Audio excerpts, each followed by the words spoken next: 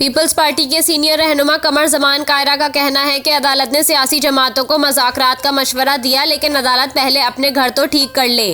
कमर जमान कायरा का कहना था कि 3 रुकनी बेंच के सामने हुकूमती जमातों के वकील 5 दिन से बैठे रहे, इन्हें नहीं सुना गया, लेकिन पीटीआई के असद उमर को बुलाकर मौक़िफ़ ले लिया गया और अदालत ने इससे इत्तेफाक भी कर लिया।